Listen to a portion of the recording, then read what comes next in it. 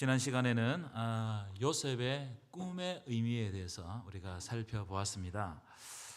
요셉의 꿈은 세 가지 의미를 가지고 있다고 지난 시간에 말씀을 드렸습니다. 첫 번째, 요셉의 꿈은 하나님의 섭리와 계시가 들어있는 꿈이 요셉의 꿈이다. 그런 말씀을 드렸어요. 그럼 요셉의 꿈 속에 들어있는 섭리와 계시는 과연 뭐냐? 생명을 살리고자 하시는 하나님의 꿈이 요셉의 꿈 속에 들어있다. 이것을 말씀을 드렸습니다. 그래서 하나님의 꿈과 비전은 언제나 생명을 향해서 열려 있다. 여러분, 하나님의 꿈과 비전은 언제나 생명을 향해서 열려 있다는 사실을 믿으시기 바랍니다. 두 번째, 요셉의 꿈은 어떤 꿈이었느냐? 사기꾼 야곱 족속이 자격 없는 야곱 족속이 이스라엘 민족 되어가는 과정을 보여주는 것이 요셉의 꿈이라는 겁니다. 그래서 요셉의 꿈 속에는 야곱의 족보가 들어있다. 야곱 족속의 이야기는 요셉의 꿈을 통해서 펼쳐진다는 거예요. 그래서 요셉의 꿈은 아주 특별한 의미를 가지고 있다. 여러분, 하나님이 우리들에게 주시는 비전과 꿈은 자격 없는 우리가 하나님의 자녀 되고 하나님의 백성 되고 예수님의 제자가 되는 것이 우리에게 주시는 하나님의 꿈의 본질임을 믿으시기 바랍니다. 세 번째, 요셉의 꿈은 뭐냐? 고난을 통해서 서서히 현실화되더라는 거예요. 하나님은 요셉의 꿈을 현실 가운데 실제로 등장하게 하시는데 어떻게 등장하게 하시느냐 하면은 요셉을 고난받게 하심으로 요셉의 꿈이 현실 가운데 정말로 드러나게 만드시더라. 그렇기 때문에 제가 이런 말씀을 드렸습니다. 의미 없는 고난은 없다. 그리스도인들이 당하는 고난 가운데 의미 없는 고난은 하나도 없다. 여러분, 여러분들에게 당하는 고난 다 하나님께서 함께 하시는 고난인 줄 믿으시기 바랍니다. 자, 오늘 말씀은 이 금방 말씀드렸던 세 번째 주제, 고난을 통해서 서서히 현실화되는 꿈에 대해서 오늘은 조금 더 깊게 들어가서 말씀을 여러분들과 나누어 보고자 합니다. 여러분, 우리가 인생을 살아가다 보면 도저히 이해하지 못하는 일들이 종종 생깁니다. 다시 말하면 아무리 해석을 하려고 해도 해석이 되지 않는 일들을 만날 때가 많다는 거예요. 이를테면 이런 겁니다. 큰 병에 걸린다든지. 여러분, 다른 사람이 큰 병에 걸리면 해석이 돼요. 저 사람 몸 관리를 잘못했다, 뭐 음식을 잘못 먹었다, 이렇게 되는데 내가 큰 병에 걸리면 어떻게 되죠? 해석이 안 돼요. 왜 이런 일이 나에게 닥쳤는가? 또는 큰 사고를 당했다든지. 그렇죠? 큰 사고를 당했을 때 어떤 느낌이냐? 왜 나에게 이런 일이 당하는가? 하나님의 뜻은 뭔가? 혹은 사랑하는 사람을 갑자기 잃는다든지. 그럼 의안이 벙벙해지는 거예요. 또 이웃이 이유 없이 나를 미워해서 고통을 준다든지 모함을 한다든지. 여러분, 이런 일을 당하면 우리는 쩔쩔맵니다. 그렇죠? 왜냐하면 그 일은 내가 계획하지도 않았고 전혀 생각하지 않았던 일이 갑자기 나에게 들이닥쳤기 때문입니다.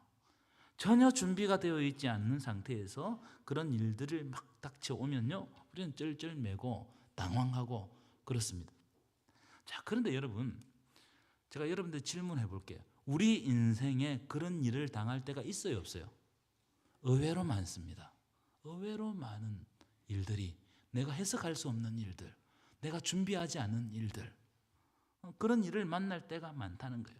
그래서 그런 인생을 일컬어서 뭐라고 이야기하냐? 인생은 답이 없다. 인생은 뭐가 없다고요? 인생 답 가지고 있는 분 한번 손 들어보세요. 찬양대. 답 가지고 있었으면 여기 앉아있을 분이 아무도 없을 겁니다. 인생은 답이 없어요. 어떻게 될지 모른다는 거예요. 미래가 어떻게 열릴지 모른다는 거예요. 여러분, 그렇지 않습니까? 오늘 본문을, 이 요셉의 상황을 보면요, 아버지의 사랑을 독차지하던, 그래서 행복감에 젖어서 살았던 요셉이 형들에게 미움을 받아서 노예로 팔려갈지 누가 알았겠습니까? 요셉은 전혀 예상치 못한 일이에요. 엄청난 사건을 요셉이 당한 겁니다. 그래서 인생은 답이 없다. 그래서 우리 모두는요, 답 없는 인생을 사는 겁니다. 아무리 우리가 답을 강구해도 답을 찾지 못할 때가 많다는 겁니다. 그렇기 때문에 우리는 말씀에서 해답을 찾아야 할 줄 믿습니다. 하나님의 말씀이 그런 의미에서 중요하다. 답 없는 인생에게 하나님께서는 말씀하시고 우리는 그 말씀에서 하나님의 길을 열어가시는 놀라운 역사를 보게 되는 거예요. 자, 이제 오늘 본문으로 들어가실 텐데요. 먼저 오늘 본문의 이야기를 간단하게 다루고 말씀을 이어가도록 하겠습니다. 12절부터 여러분 눈으로 여러분 성경을 보십시오. 보시면 이 요셉의 형들은 아버지 야곱을 떠나서 여러 곳으로 여러 지역으로 돌아다니면서 아마 양을 쳤던 것 같아요. 원래 목축하는 사람들은 한 곳에 정착할 수가 없습니다. 좋은 목초지를 얻기 위해 가지고 항상 옮겨 다니는 겁니다. 특별히 이제 팔레스타인 땅에는요, 이 뭐 몽골이나 뭐 이런 데처럼 초원이 펼쳐진 게 아니거든요. 드문드문 목초지가 있어요. 그래서 그 목축하는 사람들은 항상 그 목초지로 옮겨 다니면서 양을 치는 겁니다. 야곱의 아들들도 좋은 목초지를 찾기 위해서 옮겨 다녔는데 오늘 본문에 보면은 헤브론에서 세겜, 이 헤브론은 자기 아버지 이삭이 그했던 땅이거든요. 약속의 땅이잖아요. 이 헤브론에서 세겜으로 옮겨갔고 또 세겜에서 도단으로 옮겨갔다고 그렇게 기록을 하고 있습니다. 그래서 야곱이 형들이 많이 수고를 하잖아요. 그래서 수고하는 형들을 위해서 요셉을 형들이 양을 치는 곳으로 보냅니다. 그럼 뭐 양을 치는 곳으로 보낸 이유는 몇 가지 있을 거죠. 뭐 양을 잘 치는지, 양들이 괜찮은지, 또 형들의 안부를 묻고 또 먹을 것도 좀 갖다 주기 위해서 이렇게 심부름을 보낸 것 같아요.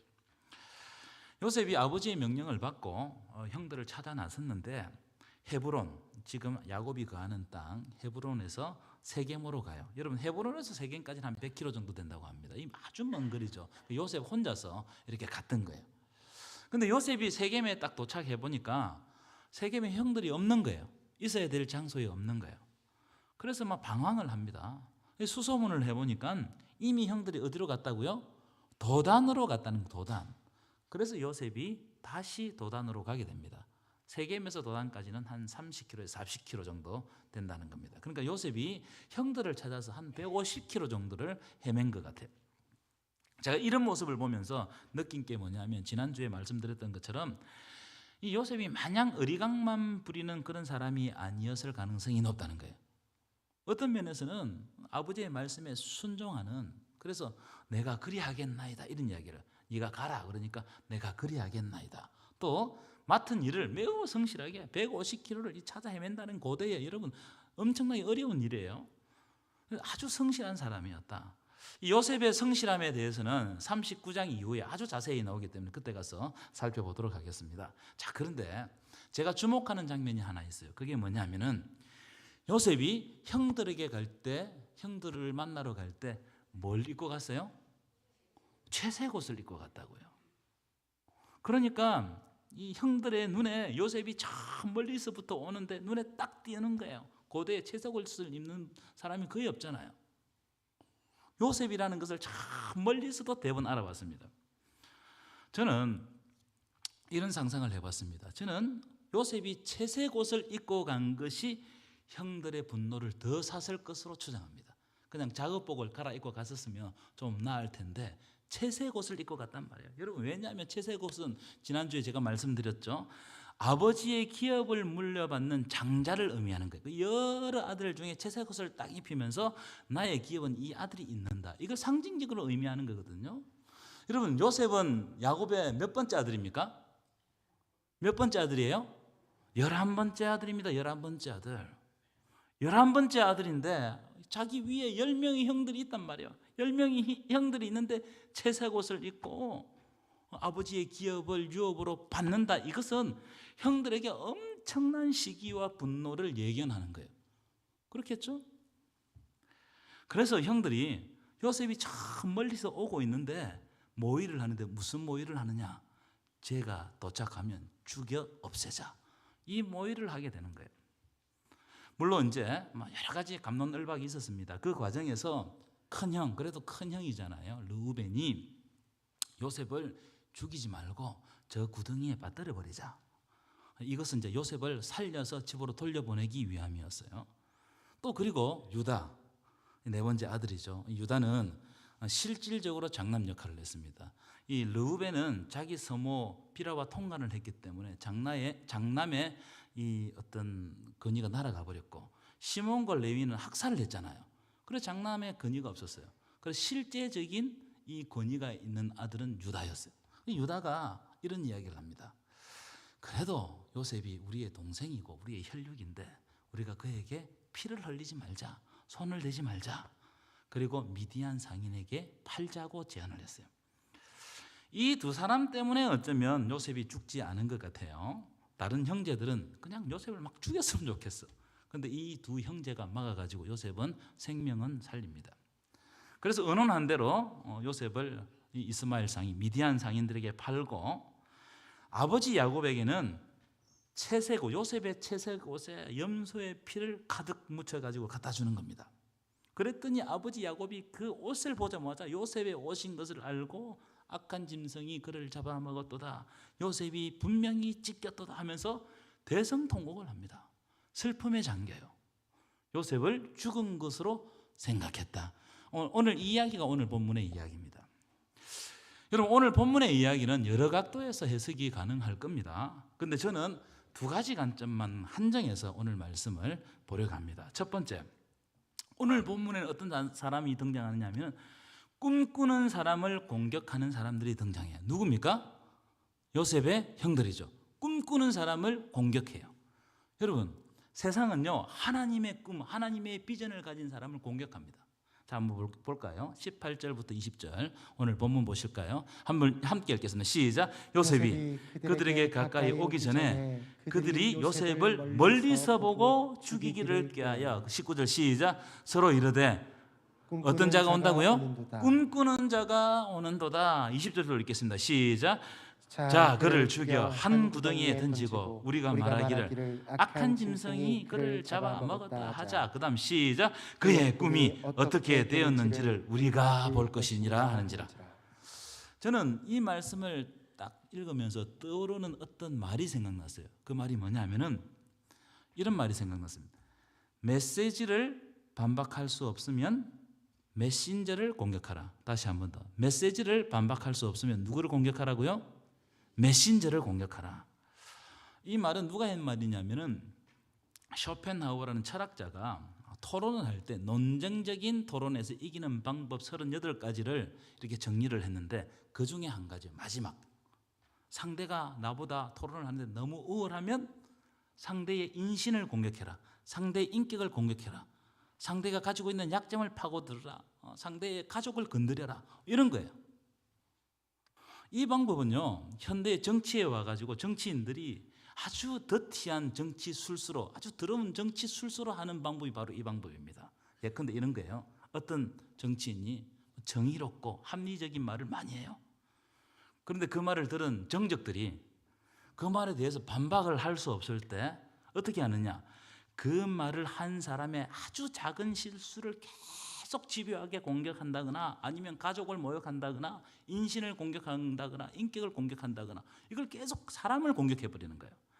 그래서 그 사람이 지금까지 한 말을 무력화시켜버리는 것이, 메시지를 반박할 수 없으면 뭘 공격하라고요? 메신저를 공격해가지고 그 사람 자체를 무너뜨려버리는 거예요.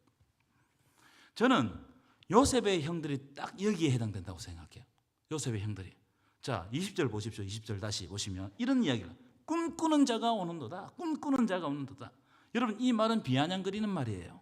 꿈쟁이가 온다. 꿈쟁이가 온다. 우리가 자기에게 절한다고 꿈을 꾼 그 꿈쟁이가 우리에게 오고 있다. 저걸 어떻게 할까? 죽여버릴까? 이런 뜻 아니겠어요?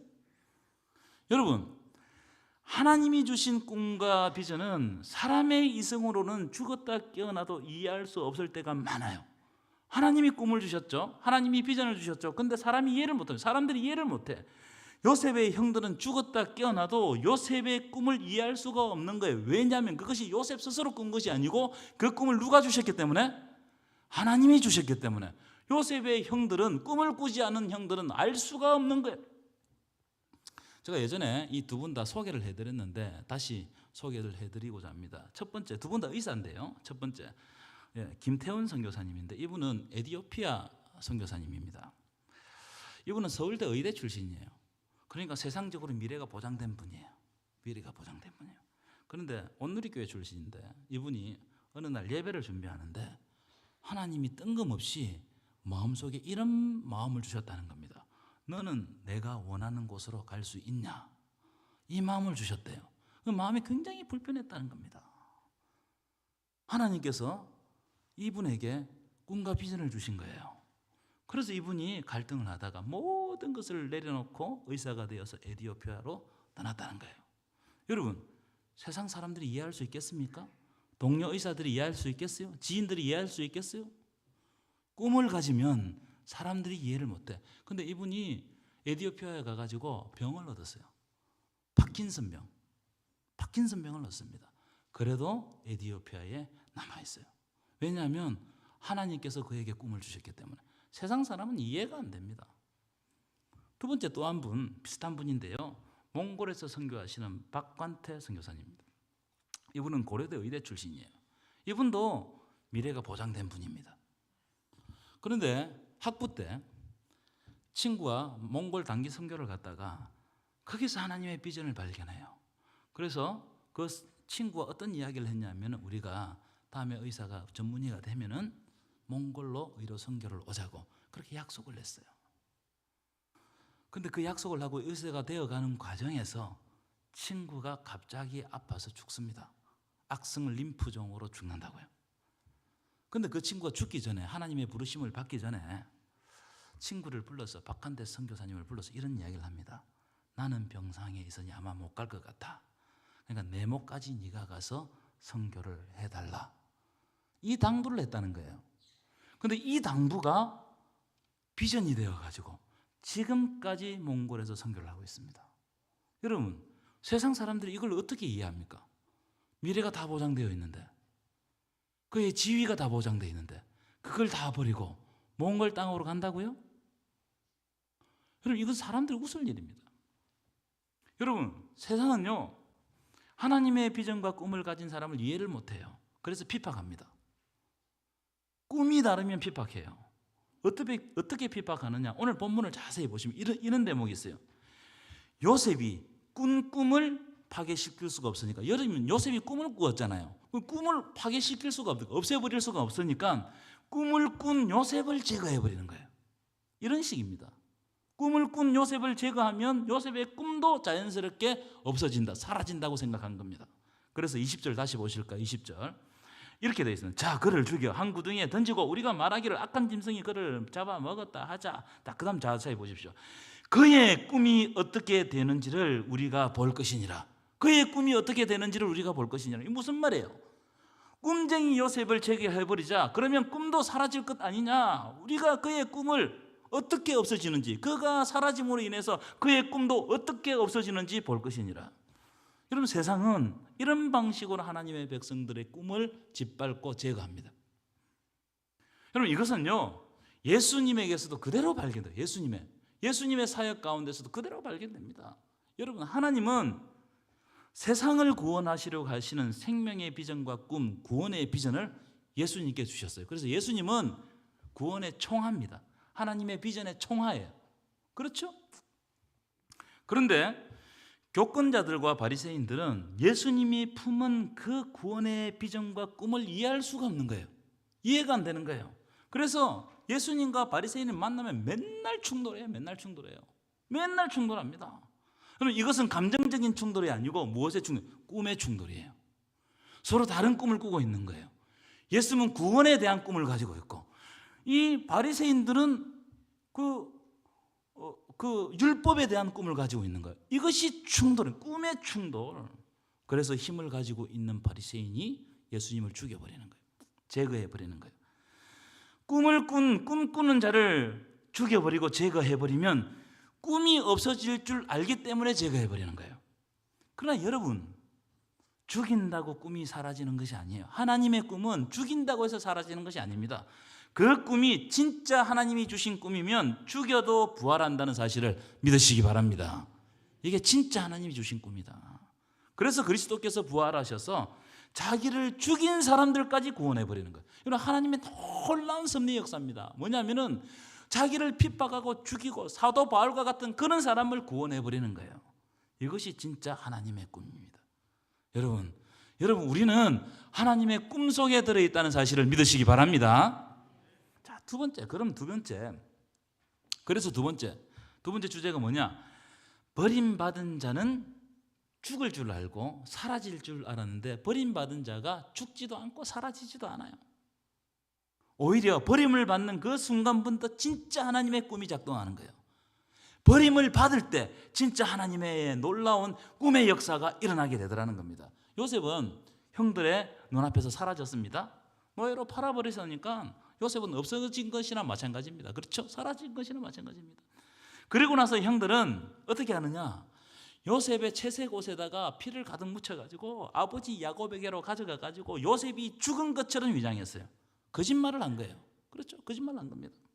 그러니까 요셉을 그렇게 사랑하는 야곱도 요셉이 죽었다는 것을 인정할 수밖에 없었어요. 이게 무슨 말이냐면 야곱이 요셉을 가장 사랑하는데 야곱이 요셉을 죽었다고 인정한다면 요셉의 존재는 그 가문에서 사라진 거예요. 완전히 사라져 버렸어요. 형들은 이렇게 하면 승리할 줄 알았어요. 그렇죠? 요셉이 사라져 버리면 우리는 승리한다.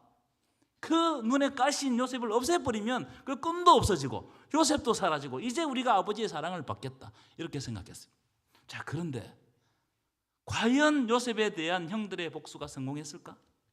성공했을까요? 정말 형들은 요셉에게 승리를 했을까요? 근본적인 문제가 다 해결됐을까요? 그렇지 않더라는 거예요. 여러분, 내가 힘을 가지고 있다고 상대를 죽여서 승리를 맛보는 승리는 진정한 승리가 아닙니다. 그건 세상적인 승리예요. 세상적인 방법이 세속적인 방법이에요. 이런 방법은요, 내가 힘이 떨어지면 또다시 복수를 받아요. 세상은 그래서 복수와 복수, 여러분 정치 보십시오. 복수와 복수, 이게 사라지지 않습니다. 여러분, 요셉의 형들이 요셉을 팔아치운 사건을 깨끗하게 잊었을까요? 깨끗하게 잊어버렸을까요? 못 잊습니다, 여러분. 하나님이 형들의 양심에 그 사건을 딱 새겨가지고 평생 잊지 못하게 하셨어요. 한번 찾아봅시다. 자, 창세기 42장 21절부터 23절인데요. 한 절 한 절 읽어볼까요? 21절부터 시작. 그들이 서로 말하되 우리가 아우의 일로 말미암아 범죄했다. 여기 아우가 누굽니까? 요셉. 그래서 이렇게 읽어야 돼요. 우리가 요셉의 일로 말미암아 범죄했도다. 그 다음 시작. 그가 우리에게 액을 할 때에 그 마음의 괴로움을 보고도 듣지 아니하였으므로 이 괴로움이 우리에게 임하였도다.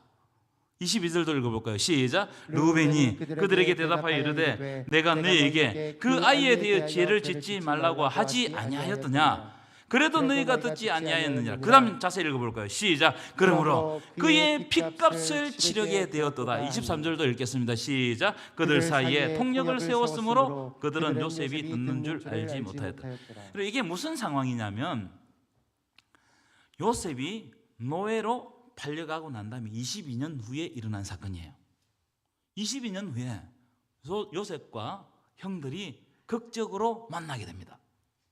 이때 요셉은 애굽의 총리가 되어 있었고 형들은 어떤 상태냐? 극심한 가뭄 때문에, 기근 때문에 굶어 죽을 판에 이제 애굽에 곡식을 구하러, 양식을 사러 온 거예요.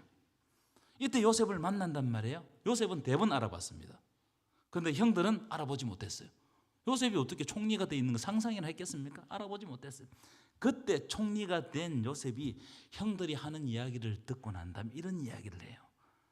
당신들의 막내 동생이 있다고 하는데 그 막내 동생을 데리고 오지 않으면 당신들을 이 땅을 정탐으로 온 간첩으로 알겠다는 거예요. 간첩으로 알겠다. 여러분, 요셉에게 있어서는 막내 동생, 자기 친동생이잖아. 굉장히 중요하잖아요. 자기처럼 없애버릴 수도 있잖아. 그래서 베냐민이 어디 있냐 이거예요. 그래서 베냐민을 안 데리고 오면 당신들 다 가두어 버리겠다. 이렇게 이야기를 하니까 형들의 머릿속에 어떤 장면이 딱 생각났느냐 하면은 그 옛날 요셉이 잡혀갈 때 생각이 나면서 우리가 아우의 일로 범죄하였도다. 요셉이 팔려갈 때 액을 하면서 제발 그렇게 하지 말아달라고, 나를 살려달라고 했지만 그 괴로움을 보고도 듣지 아니하였더니 그 괴로움이 우리에게 닥쳤도다. 르우벤은 심지어 이런 이야기까지 합니다. 요셉의 핏값을 우리가 치르게 되었도다. 무슨 말입니까? 꿈꾸는 자를 없애버리면 승리할 줄 알았는데 그게 아니더라는 거예요. 하나님이 그 사건을 형들의 양심에 딱 새겨가지고 평생 그 일 때문에 고통 가운데 살게 하셨다. 그래서 어떤 일이 일어날 때마다, 특별히 안 좋은 일이 일어날 때마다 이 일은 요셉을 우리가 팔아 넘겼기 때문에 이런 일이 생겼구나 하면서 평생 자책하면서 22년을 살았다는 거예요. 여러분, 이 복수는 복수가 정말 성공한 복수가 아니에요. 마음에 남는 거예요. 마음에. 하나님께서 마음에 새겨주셨어요. 여러분, 절대로 하나님께 받은 꿈과 비전을 우리가 판단하고 짓밟고 좌절시켜서는 안 됩니다. 이걸 기억하셔야 돼요. 우리가 이성적으로 생각하고 합리적으로 생각할 때 그 꿈이 실현 가능성이 전혀 없을지라도 그것은 하나님의 영역이에요. 그냥 우리는 지켜보고 기도해 줄 뿐이에요. 어떤 분이, 우리가 그런 때가 많잖아요. 어떤 분이 간증을 하고 또 비전을 나누고 은혜를 나누면 제가 생각할 때 이건 말도 안 되는 이야기예요. 그런데요, 가만히 조금 지켜보시라는 겁니다. 함부로 말하지 말고, 함부로 판단하지 말고. 왜냐하면 미래를 우리가 알 수 없어요. 하나님이 그 사람의 인생을 어떻게 열어가실지 우리는 몰라요. 그 꿈이 진짜 하나님이 주신 꿈이면 요셉처럼 언젠가는 그 꿈이 현실이 되게 하실 줄 믿습니다. 이게 하나님의 뜻입니다. 얼마 전에 우리 아들이 저에게 천청병력 같은 선언을 하나 했어요. 무슨 선언을 했냐면, 아빠, 제가 생각을 해보니까 굳이 대학을 갈 필요가 없을 것 같다는 거예요. 그러면서 대학을 갈 필요가 없으니까 굳이 인문계 고등학교 갈 필요가 있겠냐는 거예요. 제가 그 말을 듣고 얼마나 속이 상했는지 몰라요. 야, 그래도 아빠가 담임 목사인데 경항고등학교 정도는 좀 가주면 안 되겠냐? 안 된다는 거예요. 안 된다는 거예요. 그러면서 자기 꿈에 대해서 막 이야기를 해요. 막 내가 이것 하고 싶고 이것 하고 싶다는 거예요. 제가 볼 때 한심해 죽겠어. 철이 없어도 저렇게 철이 없나? 이 세상을 모르고 하는 이야기다. 제가 며칠 동안 소가리를 좀 했습니다. 새벽기도 시간에 그걸 놓고 하나님 어떻게 하면 설득을 시킬 수 있겠습니까? 그렇게 기도를 하는데 하나님이 마음에 응답을 주시는데 좀 지켜보라는 거예요. 그 비전을 그냥 받아들이라는 거예요. 왜냐하면 네가 그 아이의 미래를 열 수 없다. 하나님이 그 아이의 미래를 어떻게 여실지 모른다는 겁니다. 너는 알지 못하기 때문에 하나님께 맡기라는 거예요. 요셉처럼 고난을 당할지라도 어떻게 열어가실지는 모른다는 거예요. 그래서 맡겼어요. 마음에 안 드는 부분이 있지만 지금도 그래요. 그런데 맡기기로 했어요. 오늘 본문에도 그런 장면이 나와요. 오늘 본문에도. 자, 36절입니다. 36절 한번 함께 읽겠습니다. 시작. 그 미디안 사람들은, 자, 함께 읽겠습니다. 시작. 그 미디안 사람들은 그를 애굽에서 바로의 신하 친위대장 보디발에게 팔았더라. 여러분, 이 장면은 요셉의 고난이 하나님의 섭리 안에 있다는 것을 딱 보여주는 장면이에요. 이게 보디발의 집에 판 게 우연이냐? 우리가 오늘 전체 본문을 읽었잖아요. 그죠? 12절부터 36절까지 읽었는데 이 전체 본문 가운데서 우리는 몇 가지를 질문을 할 수 있어요. 질문을. 저는 질문이 가능하다고 생각합니다. 한 4가지 정도 질문을 할 수 있어요. 첫 번째, 왜 형들은 요셉을 죽이기로 해놓고 죽이지 않고 구덩이에 집어넣었을까? 이게 우연인가?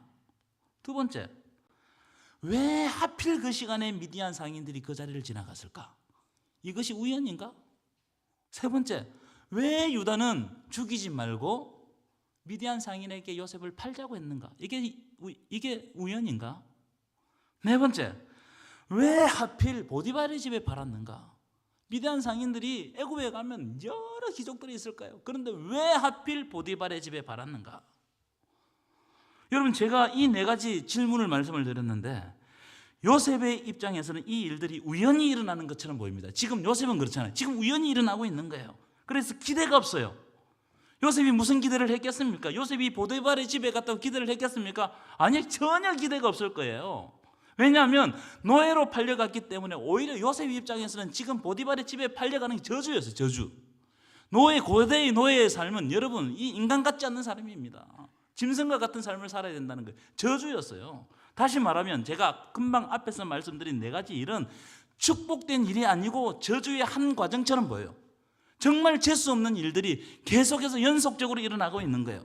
자, 그런데 우리는 성경을 통해서 요셉의 일생을 처음부터 끝까지 알고 있잖아요.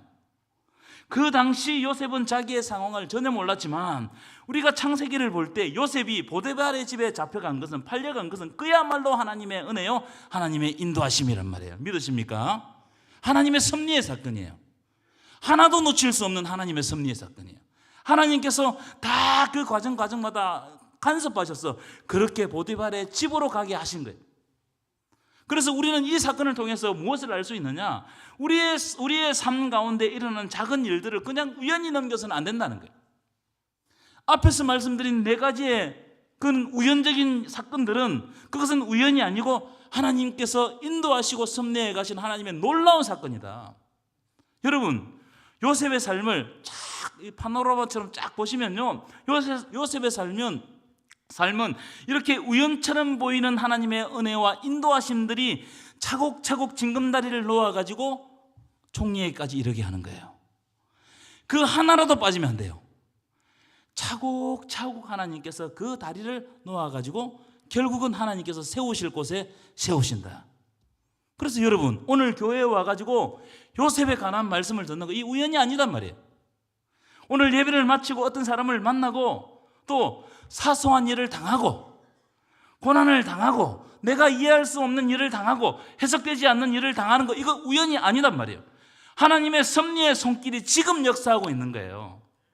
그것이 우리에게 고난과 저주처럼 보일지라도 우리 눈은 미래를 알 수 없기 때문에 지금 눈에는 고난과 저주처럼 보인다 할지라도 이것은 우연이 아니고 하나님의 섭리의 사건이다. 그 당시 요셉도 몰랐어요. 전혀 몰랐어요. 그러나 지나고 와서 보니 그것이 하나님의 손길이라는 걸 알았습니다. 언제? 22년 후에. 22년 후에 알았어요. 여러분, 요셉의 이야기는 놀라운 하나님의 반전이 숨겨져 있는 겁니다. 그냥 요셉의 이야기가 요셉이 꿈을 꾸고 총리가 되었다 이런 이야기가 아니에요. 하나님의 손길이 없으면 살아가지 못하는 인생을 보여주고 있는 거예요. 여러분, 요셉의 이야기는 놀라운 하나님의 반전이 숨겨져 있다고 말씀드렸는데 그게 뭐냐 하면 이런 겁니다. 노예로 팔려간 자가 자기를 판 사람들을 구원하는 거예요. 그래서 이 요셉의 이야기는 요셉의 한 인간의 이야기가 아니고 하나님의 구원의 이야기인 거예요. 요셉을 죽이려고 했고 팔아치운 형들이 도리어 요셉에게 구원을 받아요. 이것이 요셉을 통해서 보여주시는 하나님의 구원의 섭리입니다. 성경 전체를 관통하는 하나님의 구원의 섭리. 그를 죽였는데, 그를 없앴는데 하나님이 오히려 그 손길을 통해 가지고 없애려고 한 사람을 구원하시는 것. 우리는 죄인이에요. 구원받을 자격이 없는데 하나님께 그럼에도 불구하고 우리를 구원해 주시는 하나님의 섭리. 믿으십니까? 그래서 오늘 본문 제목처럼 사람들에게 버림받았다고 어떻게 되지 않는다고요? 죽지 않는다. 사람들에게 버림받았다고 죽지 않는다. 하나님께서 죽게 내버려 두시지 않는다. 오히려 사람들에게 버림받은 자는 요셉처럼 하나님의 은혜로 말미암아 버림받은 그곳에서 꿈이 다시 시작되는 거예요. 보디발의 집에서 이제 꿈이 작동하는 거예요. 하나님의 꿈이 작동하는 거예요. 그것이 바로 요셉이 보디발의 집에 팔려간 이유입니다.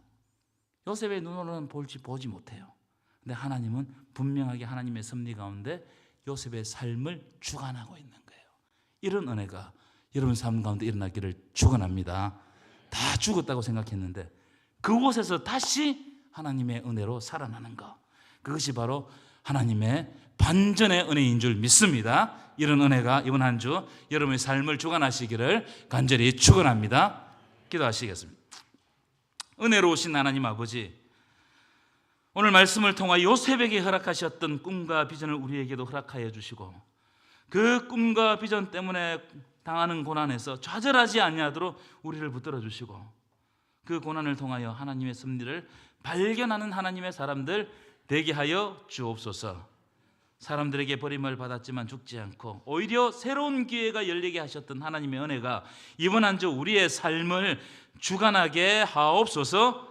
예수님의 이름으로 간절히 기도하옵나이다. 아멘.